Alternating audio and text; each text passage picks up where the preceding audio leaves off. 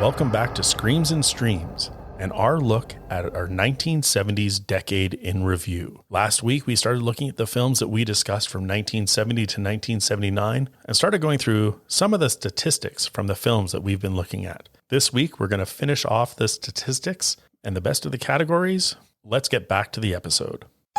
We're going to look at our 1976 films. So number one from that year was The Omen at 84%. Yeah, that didn't do. That's not there. No, not at all. We both didn't particularly enjoy that film. Yeah. It was dull. There were some interesting things about the behind the scenes. Yeah. And there were a few moments I liked, but yeah. Overall, not a great movie. Really, really overrated. Yeah. And I don't know how it spawned the franchise that it did. And there's a new Omen coming out. Well, maybe they'll do better. I don't know how. Yeah. But can't do worse. Still, the thing that annoys me is because I have two kids. And if some random woman came into my house and said the agency sent me to take care of your child after my nanny just jumped out of the window, there's no way I'm saying, the agency, honey. Well, that checks out. Yeah. They're going to take care of our children. Let's just go. That's fine. Now we can go party. Just stupid. Yeah. So that and the whole 666 in his head. And it was boring. It was slow paced and dull. So nope. Not a fan. Speaking of bad from that year, Squirm was our bad one, which we've talked about already quite a bit. 27% on Rotten Tomatoes. Which again was not justified because I loved it. Well, not loved it, but critically speaking, I can understand the 27, but it was a more enjoyable watch than The Omen. And I think that's what saved it. Like I watched The Omen first, was like, oh God. It's like, all right, we're going to buckle into this roller coaster. Like I just enjoyed it. Beginning to end, pleasantly enjoyed it. And like we said, I think it's just one of those films that you have to go in knowing that you're going to see a ridiculous film. Yeah. And knowing that it's a Mystery Science Theater 3000, like, it's laughable. Yes. So be ready for that. And it saved it. It really did. Yeah. Because, and actually I have to thank you because for liking that, because when I, shat on Corpse Grinder so much. Yeah. And then kind of thought about it. I was like, yeah, maybe I was too harsh on it because I could see myself watching it with another bunch of buddies and being this is hilarious. Right? It is, absolutely. So that's the approach I took when I went in to watch Squirm. And I said that in the podcast too. Yeah. So I was, I'm just going to have fun. And I was laughing. And I remember the kids were coming down there. What are you laughing at, Dad? It's like, you can't see it, but it's hilarious. Yeah, like the worm face, right? You got the worm face. The worm face. Oh, that was so bad. The makeup. Oh, these dangling things. Oh, so good. Oh, man. Just hilarious. And the Southern Belle type lady. Hello there. Want some fresh tea? Where it's like, we couldn't figure out if she was seducing him or setting him up for her daughter. Yes, yeah. I know. Oh, the fridge is broke. Yeah. Just funny. So good. And then this year again, because we had a guest that wanted to be on the episode, Carrie was 93% on Rotten Tomatoes, and Sam Schreiner joined us for that one. And the big takeaway from that one is I did not enjoy it as much as the two of you did. That's right. No, you really had a problem with that film. Yeah. I still enjoyed it, even though it was, there were moments looking back, John Travolta in the car and all those things. But for the most part, it's an iconic horror movie. And I thought it was still okay. We talked about the volleyball scene quite a bit. Yeah. The volleyball in the shower scene. We dumped all over those poor girls in the volleyball scene. It's like their volleyball is shit. I'm not going to back my comments by getting onto a volleyball court. I'm just going to criticize. Yeah. No, well, they're just slapping it around, and then small gym class as well. But I just thought that was funny. And then the long seducing shower, which was, awkward. But yeah, there were moments in that film that I thought still resonated and were good, and scenes that I really enjoyed. I want to take a little time to look at who was the best victim. And I've got a few for this one, but I was looking at sort of like died well and or whose death, I don't want to say enjoyed, but I enjoyed watching. I don't know. Yeah. Whose death I enjoyed is coming up next. So Father Karaz at the end of The Exorcist when he throws himself out the window. Yes. I've got that for best victim just because we've seen the strength of the demon exhibited. And so he was so determined to kill himself once he was possessed, to overpower Pazuzu and throw himself out the window. Well, he knew what he had to do, right? Yeah. He was saying, I cannot do this on my own. Yeah. The other priest died. Merrick, yeah. Yeah, I cannot do this on my own. And he's a flawed character. And the demon really wants him anyways, right? Yeah. So he, took that in and then jumped out. Yeah. Yeah. And oh, wow. Yeah. That's a nasty death to fall out there and hit those stairs. And then all the way down the stairs. And yeah. Ouch. And they were so far away. We talked about the physics of that in the episode. How did he get there? I had the woman in the negligee in the apartment and bird with the crystal plumage. I think just because of the violence of that scene and sort of that violation of security, right? She's home alone. She's wearing that thin outfit. Yep. Yeah. My best victim is still that Jaws girl. Yeah. Right. And I did enjoy, again in Jaws, when, what's his name gets, Quinn, when he gets bit. When those jaws come down and they crunch down and he screams. And, that whole scene where he's sliding down into it. I know when you look at it now, the jaws are kind of flappy. Yeah. Right. Because Bruce just wasn't performing that day. But when he slides in there, the way he acts sells that scene. Yes, absolutely. Right? It's not Jaws that sells that scene because that thing's just chomping away. It looks mechanical if you really break it down, but he sells that scene. And when he goes into those jaws and it crunches him and then eats him. Yeah. It's like, whoa. Yeah, it's pretty intense. So I guess he's my number 2. I had Carl Maitland, who you probably don't know what that name means because I had to look it up to figure out who he was. Not a sniff. I only know the name because I remember the death and then had to give the name to the character. This was from Tales from the Crypt, and it was the Reflections of Death. He was the guy who wakes up in the car, and then they gets into the accident, and then he comes back, finds out he's dead, and then wakes up, and he has to keep reliving that moment over and over again where he's dead and everyone's afraid of him, and then wakes up and dies again. Yeah. I liked that. And I don't know if that's best victim or best death or whatever, but... Or best scenario. Best scenario, yeah. Yeah. But I felt he deserved mention. Yeah, that's good. Didn't even think of that. Can I do a laughable one? Absolutely. I think the Swarm is up there for the laughable when the family is at the picnic. And the dad's so hungry. He's just I don't care. I got to eat. Wait for Jimmy. I can't. I'm hungry. And then he just starts eating and then the bees start attacking him. Dad, look out. And then they're flailing around in slow motion. Yeah, that's pretty funny. Every swarming death in that. The school children. And then the principal's reaction to the school children dying. And she actually goes to the side of the drapes, and it's so hard to explain. I wish you could see it. Melodrama. Yeah, it's just so over dramatic. It's so funny. So good. So yeah, that's my funny one.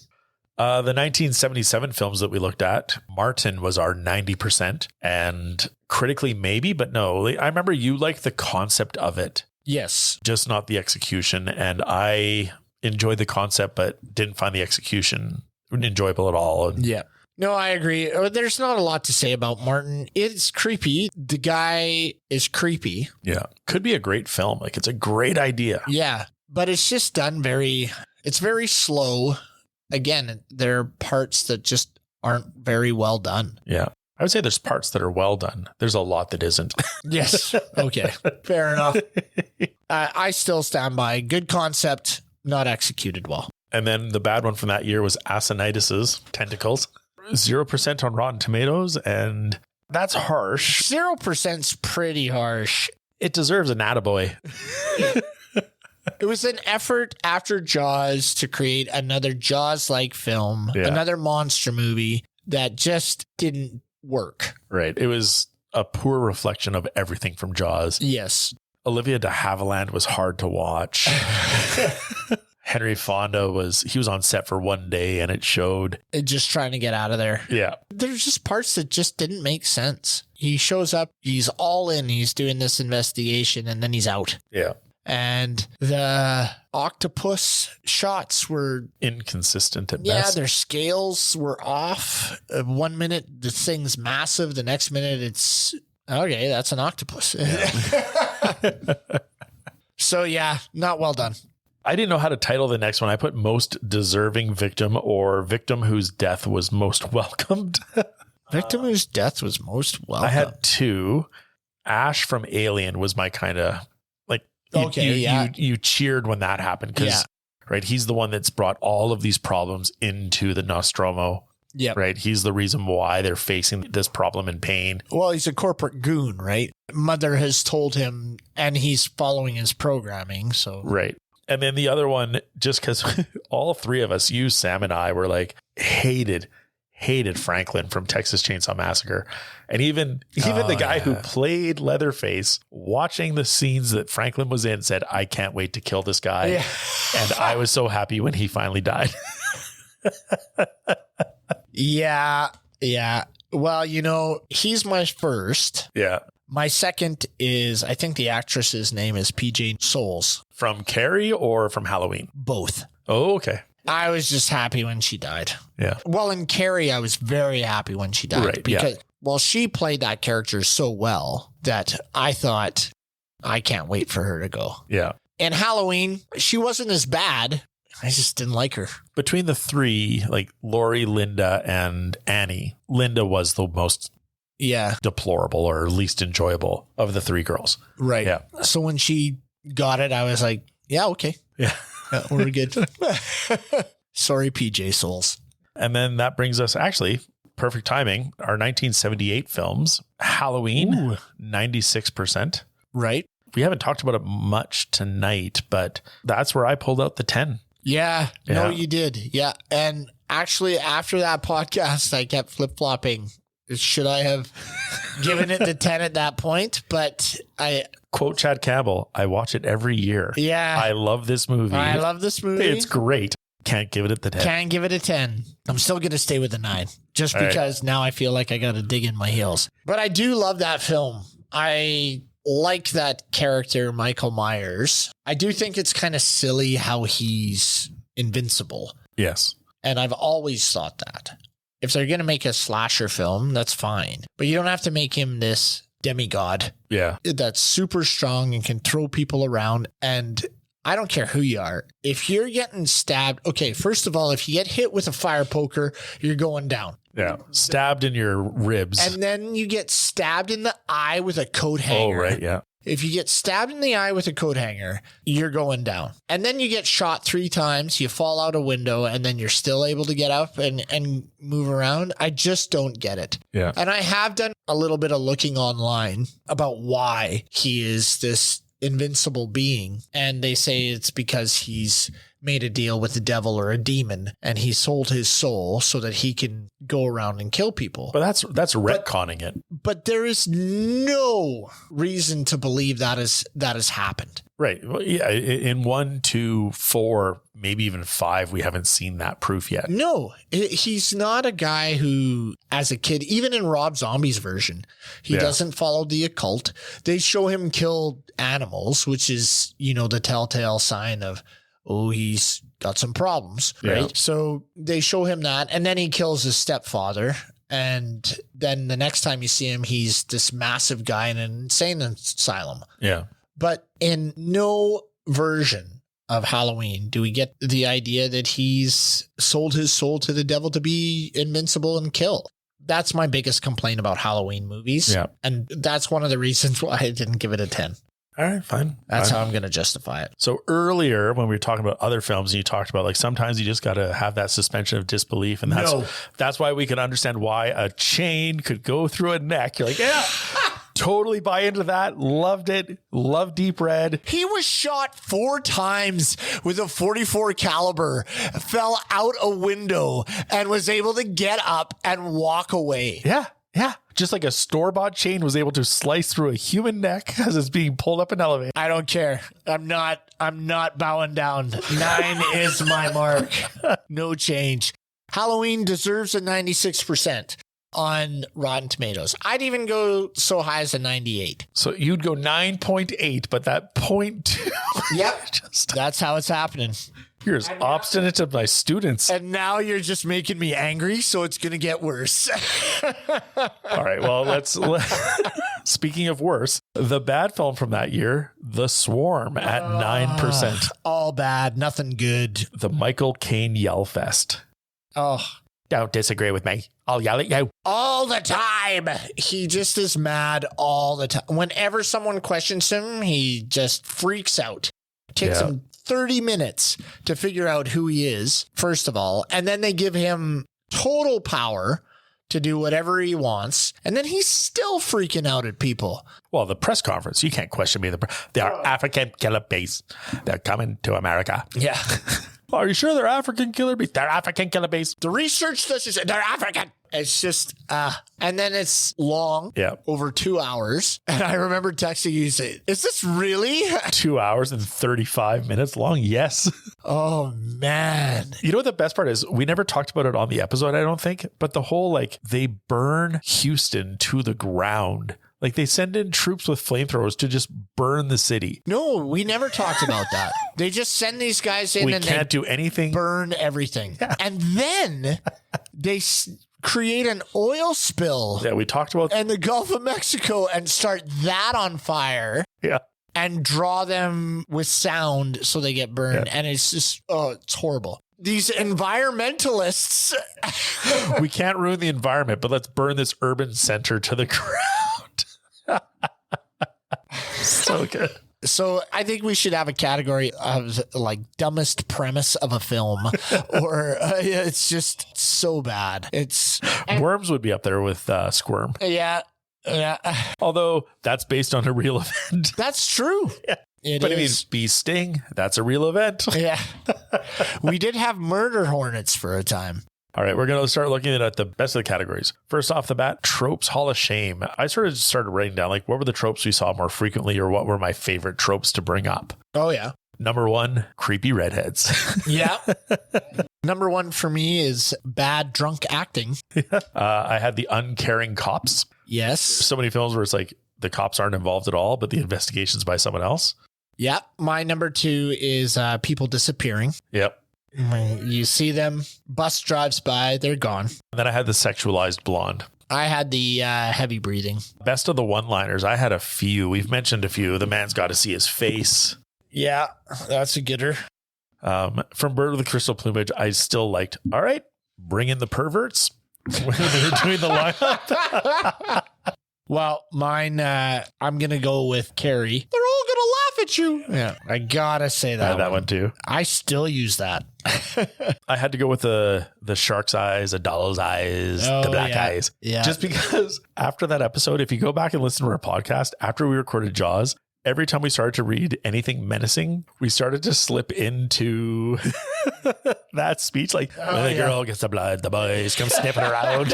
Yeah, it tainted the way we read lines from that point forward. Yeah. Awesome. That's amazing. I had from The Exorcist, just because we talked about the banter, or not banter, but the repartee between Karaz and Pazuzu when he walks in. He's like, I'm here to help you. He's like, well, you might loosen these straps then. Oh, yeah. Yeah, it's like, just nice day for an exorcist. Just that, the quick-witted back and forth was great. With The Exorcist, I had a couple. The disturbing one, which I also had in my gratuitous category, was where she says, oh, it's just so nasty. She's like, let Jesus fuck you when she's with the cross. There's also the classic, the power of Christ compels you. I also had from that one, I had a few from The Exorcist where I just love the doctor. He's like, he's talking about how he's like, well, does she use profanity? She's like, no, she never does. Well, she used a lot.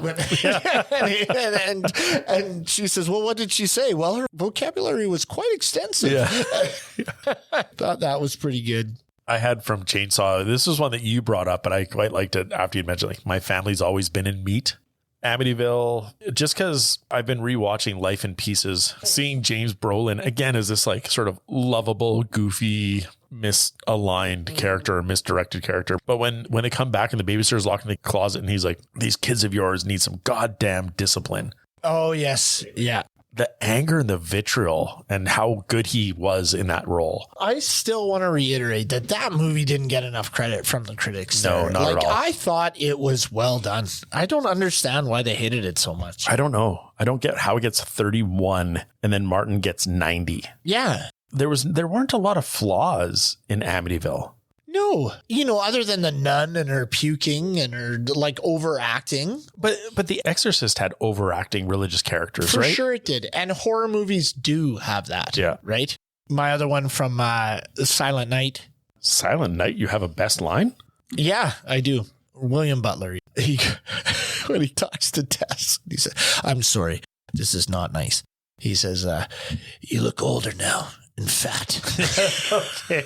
I was going to bring that up earlier too. The fat shaming. Only one. He just fat shames her before he kills her. It's just a jerk move. In case the audience didn't like the killer, we really need to drive this in. We're going to hit this right now. Yeah. Or there's also, I remember I really nailed on the acting in that one. And it was, that's why I'm carrying a gun. You scare me. I can understand that. Thanks. That's right. When Jeffrey and Diane says, that's why I'm carrying a gun. And Jeffrey says, I can understand that. Thanks. So dumb. Another one that you pointed out, but I quite liked. I had it written down, but you really bid on it in the episode. But I wish the dead couldn't come back to life, you bastard, because then I could kill you again. Yeah. Right? The Irish cop and Let Sleeping Corpses Lie. But my top one, the one I was like, yep, got to go to it, is the Scream Blackula Scream. A man has got to see his face. That one is gold. Yeah. Because he's so angry that he can't check himself out in the mirror. And it's just so funny how he says it. And he's like, I can't see myself. I've got the full quote here. Hey, look, man, I don't mind being a vampire and all that shit, but this really ain't hip. I mean, a man has got to see his face. The instant I was like, best one-liner, I can't not mention. Do you have any other one-liners that you love? Well, I think I put it in doesn't age well. It's in Let Sleeping Corpses Lie. And they're talking about the hippie. Long hair and faggot clothes. Good Lord. Yeah. They really had to sell the cop. Homophobic stuff they put in there was, not really needed. No. Or warranted. I don't understand why he had to say that. The best of the what doesn't hold up. What was some of yours? Well, I'd say that was probably one of them. That line that you just read, yeah. What else doesn't hold up? The blood in many of our horror movies did not look real. It didn't actually start to look real until we got to Amityville. Yeah. When Amityville started to happen, then it was like, oh, okay. Yeah. This is starting to look good. And it's funny you say that because like in Silent Night, Bloody Night, we talked about the murder scene of the couple. Yes. The lawyer and his mistress. And the murder scene was good. But then when the blood dried, it looked terrible. So it's like, they were so close to getting it right. Yeah. Yeah. The blood, definitely didn't hold up for the whole decade. Yeah. I had the voiceover in Silent Night, Bloody Night was probably one of my most hated doesn't hold ups. Yeah. Or voiceover in most of them are just, the dubbing. The dubbing in the Argento films, was not fun. I know I mentioned this a lot, the overacting. Yeah. In a lot of the scenes, like for instance, the psychic in Deep Red when she's, he's in the room. And then she drinks the water and spits it out and is like convulsing and is okay. The melting in Devil's Reign, it was just so bad. That, and then the trope in that was where they come into the village and there's tumbleweeds blowing through the scene. And I was just, okay, this is... It just looks too much. They try to set it up too much, right? And it just didn't work. My biggest doesn't hold up though, and we've mentioned this, Ramiro. Yeah. I'm sorry, like you look at Carpenter and he had that same guerrilla filmmaking aesthetic. He had that same low budget. Yeah. It did so much. You look at Chainsaw and what they did with a low budget. Yeah. And then you look at Ramiro and yes, he had financial troubles. Yes, he was struggling, but I don't know why he was saved. I don't know where the salvation came in for him, and like Let Sleeping Corpses Lie versus Night of the Living Dead, I will watch Let Sleeping Corpses Lie 100% of the time. Oh yeah, I agree. I do like the end of Night of the Living Dead. Fair enough. I'm sorry, Romero fans. Really, I am. If you are a Romero fan, good on you. But I can't tolerate his filmmaking. All right. The best of the gratuitous scenes. Well, the necklace scene has got to be up there. That was my number one. Yeah. The next one I wrote down was the blood fountain in Jaws. Oh, when the boy gets bit on the floaty. Awesome. Yeah. Just so crazy how much blood came out of there. Yeah. Slow motion in Swarm. Yeah. They hit that every time. Someone got attacked. Yep. I wrote down 3 intense deaths. So I didn't know if it was gratuitous or not, but like, actually, this isn't an intense death, but it's an intense scene. And Soon the Darkness, where the gendarme and the brunette are fighting at the end of the film. And like, just the lasciviousness and the way he's got his paws all over her. Like, he's just feeling every inch and she's fighting him off. And this is something that I was re-listening to the episode and it was in my research and I was like, oh crap, I didn't mention it. They had to redo so many takes in that scene because she kept kicking him between the legs while they were filming, because that was her natural defense mechanism to what was happening to her on camera. Really? So when we talked about how intense and violent and personal that was and uncomfortable as it was to watch, that actress in that scene was feeling that and kept like whoop, getting him between the knees. So they had to cut, give the guy a break, reset. Oh, that poor guy. And so when we talked in the episode just about how intense that was, they did a good job with it. And then I just wrote down the 2 scenes in Bird with the Crystal Plumage, and we could probably throw the Martin train scene in, like the negligee, the elevator, and the train scene. Those 4 scenes, maybe not gratuitous, but intense. There was a scene in Madhouse where they were at the crypt, where the one girl who wanted to be in the film got killed. Yes. Right? And he killed her in the crypt and then put her in the boat and then sent her out that way. I thought that death scene in that film was well done. Yeah. The bed scene where the guy was chained to the bed. And then it dropped down and crushed him. Down and killed him. Yeah. I thought that one was okay. For a bad movie, those 2 scenes in that film were pretty well done. Yeah. All right. We're going to go on to our best of the tests of time. One of mine, the dogs in the asylum and lizard in a woman's skin. Right. I know it's like you can see the puppetry, but the fact that he went to court and had to prove it was an effect is amazing. Right. There are a lot that I could think of. For instance, I can't leave Wormface alone. Fair enough. So I need to mention him one more time. Wormface in Squirm is definitely worth checking out. The acting's not great, but I don't know. Yeah. I just like that one. It was good. It was good. It definitely is an image that I have in my head. If I close my eyes, I can picture Wormface in the bog on the boat. Yeah. In Halloween, I mentioned it before, but the kill scene where he sticks Bob to the door frame. The butterfly collector scene where he tilts his head. Yeah, and he kind of looks at it, and that one was one of my favorites. Martin, the opening scene, like you said, was amazing.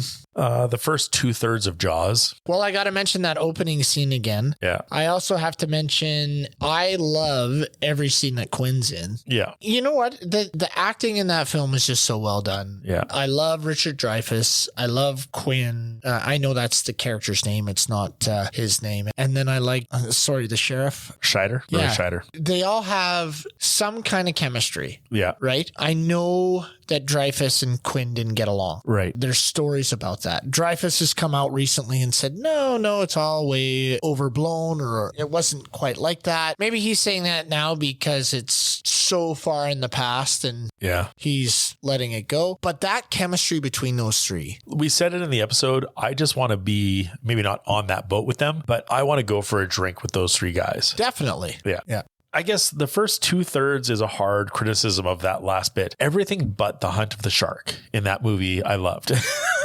But I like the hunt of the shark. I just don't like how the shark looks. Maybe that's what did it for me. When he gets up on that boat. Yeah. Because in the episode, you talk about that scene where he's chumming the waters, right? And Scheider's looking up at Quinn and he's just like, well, you should be doing this. Yeah. And Jaws or Bruce comes up and like bites. And you said, and that's what brings in the line that we all sort of walked around, you're going to need a bigger boat. Right. Yes, that's a great moment. So I guess it's just it was the score that did it. I talked about eerie to ear splitting and that whole island adventure. It sounded almost Star Wars-ish. Hook or Goonies, like the John Williams adventure score. It definitely took a shift. And mainly because most of the time we saw the shark attacks and shark stuff happening was at night. Yeah. And now it's in the daytime. And then it was daytime, and daytime takes away that craziness, right? But I will say I do agree with you with the look of the shark, and there's nothing they could do about it. I think they were probably just, let's just get the shot and go. Yeah. We really need this out of here. And then when it's like chomping on the oxygen tanks at the end, I was okay, because it is flapping around pretty crazy, right? But I still think everything else around that was amazing. Yeah. Those two scenes probably ruined it for most people. Right. But the acting and the chemistry and everything around that, I still think there was an intensity. They shoot him with these barrels and it doesn't go down. And then he's able to... Right. And again, we're not really seeing Bruce at that point. So it's still exciting. So there's still that moment, right? I think it's the reveal and the fact that the reveal wasn't real enough. Yeah. All right, we're going to go into our eerie to ear splitting. And I kind of split this into like the best of the eerie and the worst of the ears. Oh, okay. For the best of, do you want me to steal the thunder on these? You have to, yeah. Exorcist, Jaws, Halloween. Yeah, those are the ones. Yeah. They're the iconic ones. They're the ones that have the score. Yeah. There's nothing really to Texas Chainsaw. No. There's barely a score in it. Yeah. And then it's all sound effects, which makes it that much more Yeah, and there's great sound intense. design in these other films. Like Alien, the sound design is amazing. Yes. But you can't walk away from the 70s without dun or Everybody knows that. Mike Oldfield's Tubular Bells, Yeah. right? No, I totally agree. You can't get any eerier than that. Yeah. Right? So I'm going to agree with you on that. Ear splitting, every other film. No, The Swarm. The droning of the bees. It's enough. The sci-fi music at the start. Already, yeah. So didn't like that at all. Madhouse's score was forgettable. Yeah. And I can't even think of other ones that I would even want to mention. Like Corpse Grinder, there wasn't anything. The funk Pink Floyd Odyssey that was Deep Red. Oh, right. Or the music of Dracula AD 1972. You spent so much time complaining about that party. Or the Black Mass, the music at the start of Silent Night, Deadly Night, or the music at the start of Deep Red, right? Any lullaby that starts a film. Yeah. Even the music that starts in Squirm. Yeah. Right? How much we talk about Squirm. I can't see the dark. Oh, it's so bad. And I remember watching that and being, oh no. And you're right. You know, I did complain about a lot of those things, but they were forgettable to me after I got it out. Yeah. Right? I wrote the notes down and I listened, but it didn't stay with me because they weren't good enough to stay with me. The other one I had written down was another one that bothered you, which was the bats in Lizard in a Woman's Skin when she's in the Prince Alexander Palace. Yeah. That bothered you so much. So much. Yeah. But no, it is true. Yeah, I did. And now that you mention it, I do remember that. But at the time, and while I was thinking about this, I was like, you know, I can't really think of anything that was, you know, that ear splitting. But then when you mention it, well, the ones I mentioned, obviously. Yeah. But those were most recent. Lizard in a Woman's Skin was a while ago. Yeah. And it's best to forget about that stuff. Yeah. Because now that I think about it, it just makes me mad. All right. Best back it up moment of the decade. I have a list of You got a bunch? 8. I had a hard time knocking these down. Really? Yeah. Give me 2, then I'll give you a couple. All right. Carraz's nightmare in The Exorcist. Okay. When his mother's coming out of the subway entrance. Yeah. And he sees her and she's like calling his name and he's trying to get towards her. Yeah. They captured what a nightmare or a dream is so well in that scene. Yeah. So for me, that's still one of the top back it ups. Number 2, and we talked about this, Scheider and Dreyfuss around the table. Oh, yeah. Yeah. You talk about the banter on the boat, and yeah, that is great and it's epic when they're sharing their scars. But the scene where Dreyfuss shows up and Scheider has just decided, I'm going to drink. Right. And he's got this highball glass of scotch on rocks and he drinks that down and then he just pours the wine in. And Dreyfuss is like, you got to let it breathe. Oh, he just gives up. But the conversation between the two, it's just two powerhouses of acting. Yeah. And they just are enrapturing. Like I could not take my eyes off the screen with those two. So those, if you're going to give me 2 top back it ups, those are my 2 top back it ups.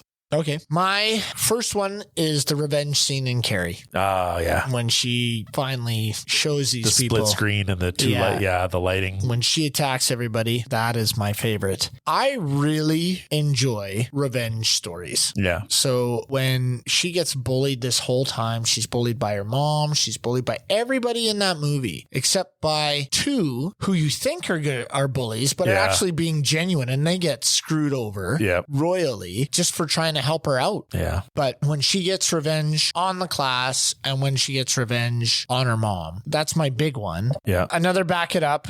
I got to go with Quinn's monologue in Jaws. Yeah. That has to happen. I just love it so much, and it's so iconic, and it's so good. And that whole scene is really, really good. I love the comparing of the scars. Yes. I love the fact that they're getting hammered. Even the joking when like Dreyfus has his shirt up, it's like, you're still wearing a sweater. Yeah, yeah.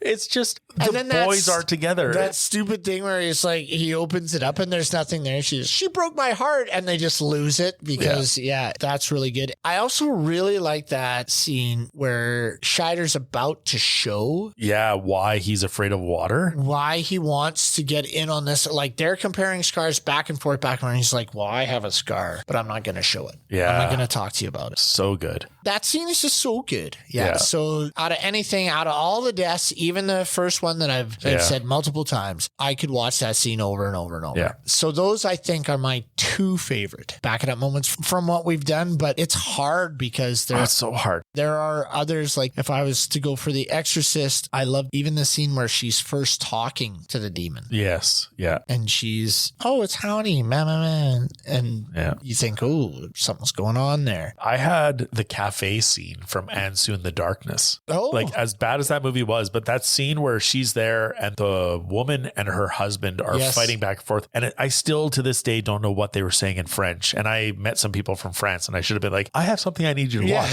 Can you see this clip yet? The way that Jan is just lost in the moment, has no idea what they're talking about. It's still one of my favorite moments of the last decade that we've looked at. Yeah. Well, and there's scenes from Texas Chainsaw Massacre. That first kill is crazy, where they open the deep freeze and she starts screaming. You think she's dead and she starts screaming. And then he puts her on a meat hook. And then starts to axe the other guy in front of her. Yeah. That is so crazy. While the director's 2-year-old daughter was on set. And the main character jumping through windows. And oh man, there's so many scenes. Madhouse, I didn't have anything. No. But in all the good ones, like Scream Blackula Scream, there were some that were funny. Obviously, we mentioned the pimp. He was pretty hilarious. Yeah, there's a lot of like humorous back it ups. The number of times I had to back up to look at the books on the shelves. Yes. That's a trope of our podcast. Mike mentioning the books on the shelf. On the shelf. The Omen, I didn't have any. Squirm, I mentioned Worm Face. I'd say he's my best. He's your back it up? I don't know. Maybe it's the last scene where the worms come into the house. I don't know. That one's tough because I don't know if I really want to back up any of those scenes, but they are. But they sit in your brain, right? They hold real estate in your memory. Yes. Yeah. They really do. Devil's Reign is obviously Borgnine becoming Satan. I mean, there's a bunch, but the ones I mentioned are my top, and I'd say I'm going to stick with those. I'm going to mention one more that I didn't write down, but only because I feel like we've talked about so many movies from the decade, and we haven't really mentioned this one other than a couple times, but in Alien, there's the obvious chest splitter scene. Yes. But that isn't the one. It's the one where they're going into the med bay because the face huggers come off of John Hurt's face. And I mentioned this on the episode, but the way the camera is low and watching them come in, you assume you're seeing it from the face huggers perspective, which you still might be. Right. That scene, the silence of it, they're hunting everywhere. There's no musical cues. I feel like we haven't given Alien the service it deserves. Well, we haven't really talked about it, actually. Yeah. 1979 films were Alien and Amityville Horror. We have talked about Amityville Horror. We talked about, in that scene, if I was going to back up anything, I would probably say I really, really liked, and can I just say Margot Kidder did not, I don't know what happened. She did not get the career I thought she was going to have. No, I feel like Lois Lane tainted her and ruined it. It must have. Yeah. Because she was attractive. Yeah. She was a good actress. Yeah. I don't see why she wasn't hired more in more reputable films. right? Because I think she did some B stuff, and I think she acted for a while, like maybe, I don't know if she did theater or whatever, but it seemed like after Superman in this one, she just kind of disappeared. And like in the episode, you talk about how James Brolin had a big problem with her approach to the craft. Yeah. And how she didn't take it as seriously as he did or whatever. Well, she liked to discover the scene as it unfolded, and he loved to prepare. He wanted to make sure he knew everything that was happening, and she did not. She was just like, well, I just want to get in there and see what happens. But I don't feel either approach was detrimental. No, it wasn't wrong in any sense. She never took me out of the film. He didn't take me out of the film at all either. No. But you're right. Like I wouldn't classify her as a failed actress or a flawed performance in that film. No, I thought she was amazing in Amityville, and I don't understand why she didn't get more stuff afterwards. So yeah, I don't know. It's unfortunate. Alien Sigourney Weaver is excellent. Test of time. Right? Like we're talking best test of time, her performance. Action hero. Yeah. Spawned multiple spin-offs and sequels and whatever. Yeah. Right? She just did a fantastic job. And yeah, we haven't talked about Alien a lot, but my favorite scene, it's hard to not talk about the chest explosion scene, but my favorite scene is when she sees the alien sleeping and she has to sneak and she has to get the suit on and then she has to strap the seatbelt in. And then she's, okay, now I'm going to hit this thing where it steams him or whatever. Yeah. And I don't know why those spaceships have levers that eject steam. I don't but whatever. Anyways, they do that. It wakes up, shoots it with a spear, shoots it out the loading bay. Thank you. And then sits there and tries to put it into the engine. That's my favorite scene. It's the end, but how creepy it is. Because she gets in there, she thinks she's safe. She's like, oh yeah, okay. And you think it's done. Yeah. She's safe. She's on her way. And then there it is, sleeping in the... And that xenomorph's head looks just like a pipe. Yeah. And then it moves and you're like, whoa, there it is. So that's a good one. So with that, we're going to talk about our 1979 films. Alien got 93% on Rotten Tomatoes. That was another one where it's like I was close to tripping over to the 10. Yeah. Didn't quite get there. Yeah. Yeah, 93% is up there. I thought it maybe even a little higher, but yeah. It's amazing. Yeah, it's almost flawless. Yeah. But you still won't give it a 10. Nope. And then Amityville was our bad of the year. And I got to say, of all the years looking at films, and this was kind of a funny moment where I texted Chad and I'm like, oh, 78, we're doing Halloween in Amityville. Thank God, 2 good movies. Yeah. And then I was like, oh no, it's Swarm. Swarm is 78. Crap. But then 79, like Alien, 93%. Amityville 31%, but that I don't understand how it was so maligned. I think Amityville should have been up there with at least mid 70s. Easily. Mid 70s, early like 80s. It's up there. I don't understand why people hated it so much. Well, even going through the research, right? Because it's based on critical reception. I could not find a lot of negative reviews of the film. Right. So I don't get where that 31% comes from. That's probably my biggest disagreement. Well, other than Amusement Park. Amusement Park 96 should be 0. Amityville 31. It's got to be low 80s to mid 80s easily. I totally agree. I think Amityville Horror is way underrated for the film it is. That scene in the bathroom where he just talks to the caterer is one of my favorites. Good. Yeah. He's just, I am not going to be bullied in a bathroom. You're going to eat your own food. Yeah, he's like, you're going to take a check or you're going to eat your own food. Yeah. Let's get out of here. And he's ready to go. Yeah, no, it's awesome. And the priest dies, right? No, he goes blind. He goes blind. Oh, right. Because that's what you brought me down because of the priest dying. Right. Or going blind. Yeah. Yeah. So nobody really dies in the film and it's still one of my favorites. You shouldn't say nobody, but it's... Oh, other than the people that got the shot 6 at the characters beginning. at the start. Yeah, but nobody dies post... Yes. Like, not really a flashback. Yeah, the incident. After the incident, nobody dies after that. Yeah. I don't understand how it got 31%. Research didn't bring it up either. Yeah, I don't get it. It's well shot. The house is creepy as shit. The flies are annoying. You know, sometimes the get out is a little much, but other than that, it's a bit much for a 2023 viewing or 2024 viewing. Right, yeah. But in 79, yeah, it plays well. And it was on The Simpsons. Yeah. It got parodied parodied how many times Eddie Murphy made a comment out of it where in Delirious, where he walks in there and he's like, white people are like, oh yeah, I'm going to stay in here. And he's like, black people are like, get out. She's like, see you later. And like, you can't spawn 31 films and not be considered a powerhouse. No. So something's wrong there. Yeah. So that is our categories. That is our 79 film. Now it's time for Chad and I to choose our best of the decade. I know it's hard. It's hard. I've got 4. You can't have 4. It's best of the decade. You get 1. You get 1 best of the decade, Mike. You can have a runner up. That's what's happening. I have the trouble is like, no, you can't have that many. I have 4 best, 4 worst, and 4 runner ups. No, Mike, come on. What are you doing? It says best of the decade. Best of the decade.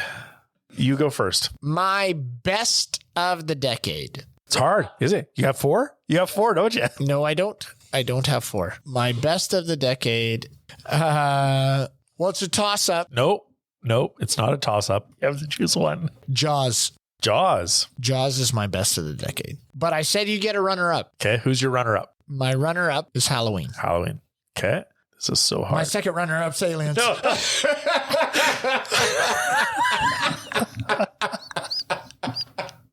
Oh, I can't have 4, but you can have 3. I had 1 and 2 runners up. All right. My best of the decade. Oh, this is so difficult. I know, because you want to kind of pick something that's not obvious, that mainstream, right? And all mine are pretty mainstream. Yeah, but you're not going to be like, my best of is Dracula 1972. No, I'm not going to say that ever. No.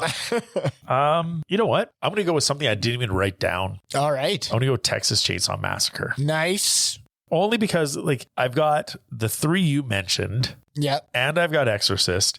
Oh, yeah. The 3 you mentioned, they're on my list of best of the decades and hard to narrow down. But Texas Chainsaw Massacre, I saw it when I was 7. It sat with me all the way through for 38 years of my life. And it was such a refreshing drink of water after like 70 to 73. I'm going for best of the decade, Texas. It holds up. It sits with me well. Nice. Yeah. Okay. Worst of the decade. What is the bottom of your barrel? Bottom of my barrel is amusement park. Most definitely. Okay. And if I had a runner up. Okay. I think amusement park is the obvious answer for both of us. So let's go for runner up because amusement park is like the worst of the worst. Okay. Well, my second one is Swarm, I guess. Okay. That's there. And then if I had a runner up, it would be Madhouse. So if we're going to cut amusement park out because we both agree it is the most horrible movie we've ever seen, then we'll go with, I will go with Swarm as my number 1, Madhouse as my runner up, okay, and Silent Night, Bloody Night as my second runner up. Okay. I was looking at it and I was like, okay. Silent Night, Deadly Night is definitely down there. But like I would show somebody And Soon the Darkness and I would show somebody parts of Devil's Reign. I wouldn't show anything from Silent Night, Bloody Night to anyone for any reason. Right. So I'm going to give that my lowest. And those other ones were my runner-ups. Okay. Yeah. Honorable mentions for best of the decades or like, I would say sleeper hits. Do you have any sleeper hits? Like didn't rate well, didn't do well on our scale, but would revisit. For me, my honorable mentions, like Tales from the Crypt was surprisingly enjoyable. Well, I got to say Amityville because it got such a bad rating from Rotten Tomatoes, but it's definitely worth watching. Yeah. I went with Lizard in a Woman's Skin. If I had to introduce Giallo to someone, right, out of all the Giallos we did, I would do that one. That's the one I would do. I agree with that. Tales from the Crypt was a good film. Yeah. I didn't mention this, but obviously I haven't seen Exorcist. You need to see Exorcist. Yeah. Let Sleeping Corpses Lie. That was on my honorable mentions as well. And Squirm. Nice. I did Corpse Grinders for my like fun rewatch. Yeah. I think it's best that I know it when I originally did the podcast, I really hit Corpse Grinder, but I say if you're looking for just a silly, fun movie, Corpse Grinder and Squirm are worth a check. Yep. If you can find them, I'd say sit down with a couple of friends, some drinks, and just have a good time because they're hilarious. Yep. All right. I printed out our scale. So I just wanted you to take a look at the scale and where we've placed things. So Halloween, we've rated at 9.5. We disagreed on that one. Yeah. And then we've got a few others up in the 9s, the 8.5s. Exorcist is 9. Jaws and Alien are 9. Massacre was 8.5. Amityville was 8. Crypt was 7. And then at 6, we had Crystal Plumage, Lizard on Woman's Skin, Deep Red, Omen, and Squirm. So looking at that left Omen side. made 6? Yes. Yeah. Well, So this is the category, the adjustment to the scale. Is there something, do you feel there's something we need to move? was I too nice to that, or were you too nice to that? That one we both agreed was a 6. You know what? I'd knock that down to a 5. Omen to a 5. Yeah, I would agree. Squirm, 6. Squirm, I think, should stay at a 6. I mean, it's not awesome. I think it's good where it is. Yeah. Carrie, I had it at a 4. I think if we're knocking Omen to 5, I got to bring Carrie to a 6. Like, I know that when I rated Carrie 4 and you're like, worse than Omen? And like, that was your to quote Chad from the, I would rather rewatch Carrie than Omen. Yes, so definitely. I'm going to adjust myself on that one. For a rank of 4, we've got Blackula, Sleeping Corpses Lie, and Martin. Do we keep Martin at a 4? I gave it a 3. You gave it a 5. I gave it a 5. You gave it a 5 on concept.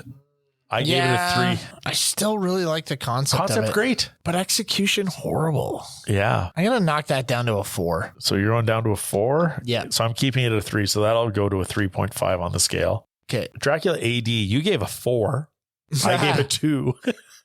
I was pretty nice to Dracula. And Madhouse, we both gave a 3. Madhouse should stay. Madhouse is at a 3. Dracula, I'm going to stay. It's funny because looking at Madhouse at 3, like if that is our 3 is Madhouse, Dracula AD was a better film. So I might bring myself up to a 4 on that one. On Madhouse? Oh, no. On Dracula. On Dracula. Yeah. I would rather watch Dracula than Madhouse. Most definitely. Corpse Grinders, I gave it a 3. You gave it a 2. I'm going to bump that up. I'm going to actually bump that up to a 4. I'm going to take myself to a 4 as well. I would, again, based on rewatchability or wanting to rewatch. Yeah.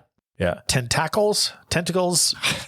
I gave a 1. You gave a 2. I'm going to keep it a 2. Okay. I'm going to stay at 1. Okay. Yeah. I think 1.5 is actually a pretty fair ranking for that film. Yeah, fair enough. And Soon the Darkness, The Amusement Park, Silent Night, Bloody Night, Devil's Reign, and The Swarm all came in at a unanimous 1 between the two of us. Well, if I could give a 0, I would. But at a 1, I'm happy with that. I will not be revisiting any of those movies anytime soon. And see, I would pull And Soon the Darkness away from the others. Really? It was too boring. It was too long.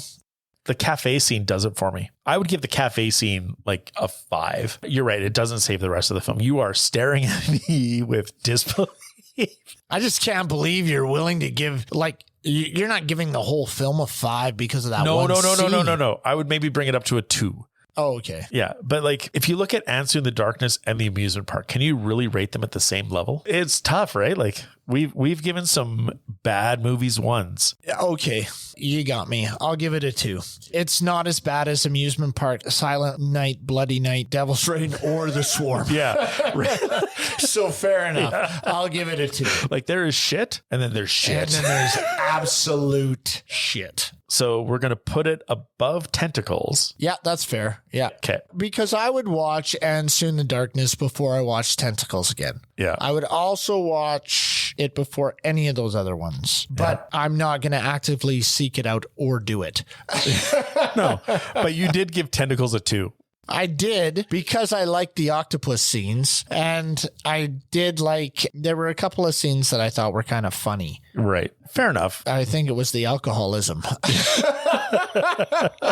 Okay, I'll stop pulling at that thread. Okay. All right, so I will reflect that adjustment on the watchability scale and the pages of those episodes on our website. Thank you very much for joining us on our journey through our first decade of films. Be sure to keep tuning in as we make our way through the films of the 1980s and beyond. Remember to follow us on Instagram. We are at ScreamStreamPod. Stop by our website, screamsandstreams.com, where we have information about our episodes, descriptions of our categories, links to our research, our watchability scale where we rank all of the films we are looking at, and a page where you can recommend movies you want us to discuss. And please rate, comment on, and subscribe to our show on any of the platforms where you get your podcasts. Until next time, this has been Mike and Chad. Scare you later.